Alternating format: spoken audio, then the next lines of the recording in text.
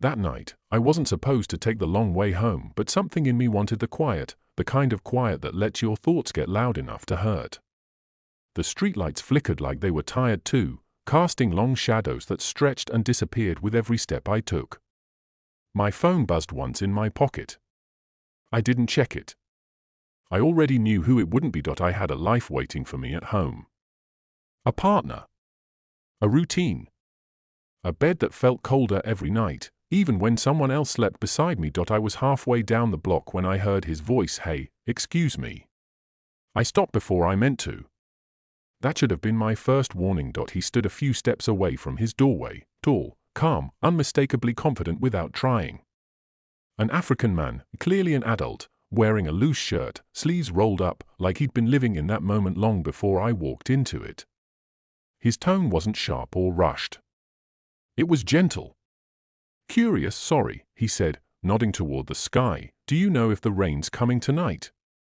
It was such a simple question. Almost harmless. I answered without thinking. We exchanged a few words, nothing personal, nothing dangerous. Yet something about the way he listened made me feel like I was suddenly visible. Like my presence mattered in a way it hadn't for a long time. He smiled, soft and tired. "Would you like to come in for a minute?" he asked. "Just to sit." I was making tea. Every part of me knew I should say no. I thought of home. Of expectations. Of promises spoken long ago and rarely revisited. I told myself I was just being polite. That it would be rude to refuse.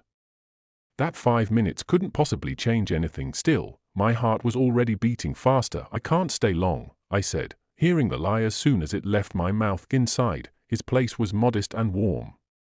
A small lamp lit the room instead of the harsh overhead light. The air smelled faintly of spices and something comforting, like a memory I couldn't place. We sat across from each other, not too close, not too far. For a moment, neither of us spoke. That silence felt heavier than conversation. It pressed against me, filling spaces I hadn't realized were empty.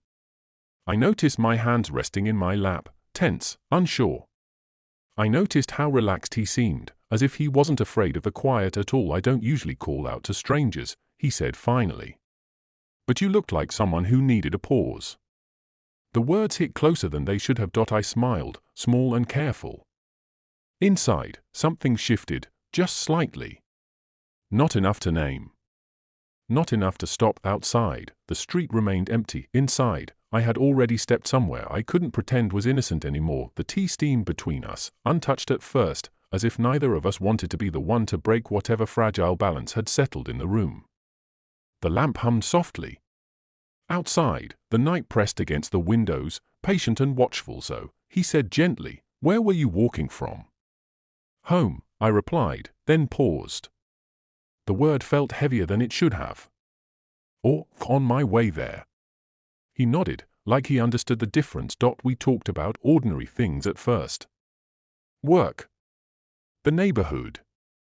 How strange it feels to live among people and still feel invisible. His voice was calm, steady, carrying a warmth that made it easy to listen. When he spoke about moving here, about leaving behind familiarity for opportunity, I found myself leaning in without realizing it. "I thought starting over would make me feel full," he admitted. "But sometimes it just makes the empty louder." The sentence landed in my chest. I had never planned to share anything personal. Yet when he asked, "Are you happy?" my mouth answered before my mind could stop it. "I don't know anymore." Silence followed, not awkward, not rushed. The kind of silence that invites honesty. I stared at the cup in my hands, watching the steam curl upward and disappear. "I have someone," I said quietly. "At home." He didn't react the way I expected. No judgment. No curiosity that crossed a line. Just a slow nod. "Having someone doesn't always mean being seen," he said. That was the moment something shifted. I told him about the distance. About conversations that stayed on the surface. About how loneliness can exist even in a shared space. I didn't give details. I didn't need to. He listened with his whole body, like my words mattered. At some point, our chairs were closer than before. I couldn't remember who moved first. His hand rested on his knee, relaxed, unassuming. I became painfully aware of my own breathing, of the way my pulse seemed louder in the quiet room. Nothing was happening, yet everything felt dangerously close to becoming something else. "This is probably a mistake," I said, half to myself. He met my eyes then. Not intense. Not demanding. "Just present." "Then we can stop," he said. "But only if you want to." The choice hung between us. I thought of promises. Of mornings and routines and the version of myself that always chose what was safe. I also thought of how rare it felt to sit across from someone who wasn't trying to fix me or rush me or turn me into someone else. I didn't move away. Instead, I stayed exactly where I was, letting the quiet stretch again, longer this time. My chest felt tight, not with fear, but with something like relief. As if being understood, even for a moment, had already crossed a line I couldn't uncross. When his fingers brushed mine, light, almost accidental, I didn't pull back, and in that instant, I knew the truth I had been avoiding all night. Nothing physical had happened yet, but something had already been betrayed. The touch lingered longer than it should have, and not because it was forceful, because it wasn't, but because neither of us rushed to correct it. His fingers rested against mine like they were asking a question my mouth was too afraid to answer. I could still pull away. I knew that. The thought repeated itself like a warning I kept ignoring. I stood up abruptly, pacing a step toward the window. "I should go," I said, but my voice lacked conviction. Even I could hear it outside. The street was still empty, washed in the pale glow of the lamps. The same street I had walked down minutes ago, believing I was still the kind of person who always chose right simply because it was right. Behind me, he didn't move. "You can," he said softly. "I won't stop you." That made it harder. I turned back. He was still seated, hands resting openly in his lap, giving me space instead of taking it. Something about that restraint unraveled me more than insistence ever could have. "I don't recognize myself lately," I admitted. "I keep doing things I never thought I would." He looked up at me then. "Sometimes that means you're finally listening," he said. I laughed quietly, shaking my head. "Or maybe I'm just weak." He stood slowly, careful not to close the distance too fast. Wanting to be understood isn't weakness. We were close now. Not touching, but close enough that I could feel the warmth of him, steady and real. My heart pounded so loudly I was sure he could hear it. I thought of my partner again. Of shared history. Of promises that deserved more respect than I was giving them in that moment. "I don't want to hurt anyone," I whispered. He nodded. "Neither do I." That was the lie we both believed, at least for a second. When he reached out this time, it was tentative, almost hesitant. His hand brushed my arm, just enough to feel the contact. I didn't move away. Instead, I closed my eyes, letting the moment wash over me like a wave. I had stopped fighting. The closeness became an embrace, brief, careful, but charged with everything we hadn't said.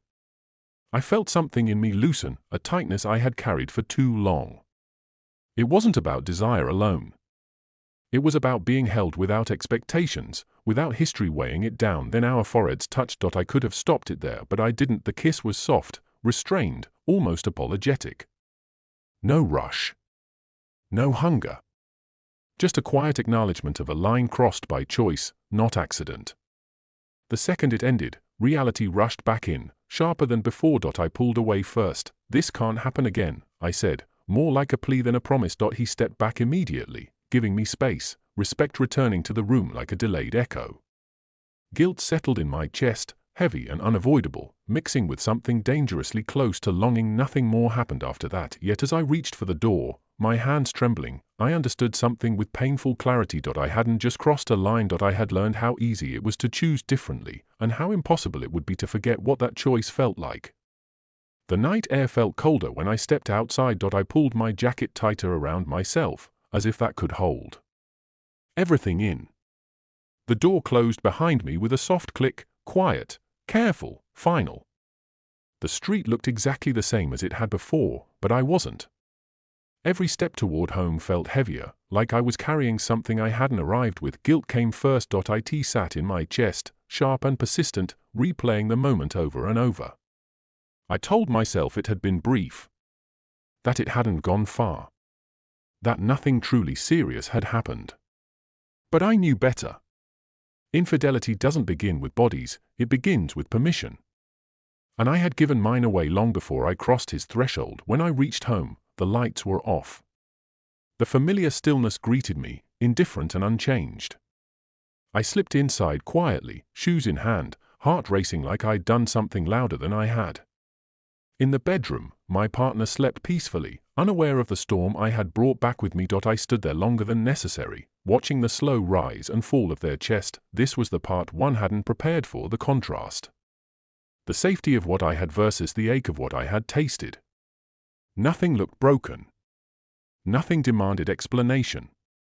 And yet, something essential felt altered beyond repair. Lying in bed, sleep refused to come. My mind wandered back to the warmth of that room, to the way he had listened, to how seen I had felt in those quiet moments. I hated myself for missing it.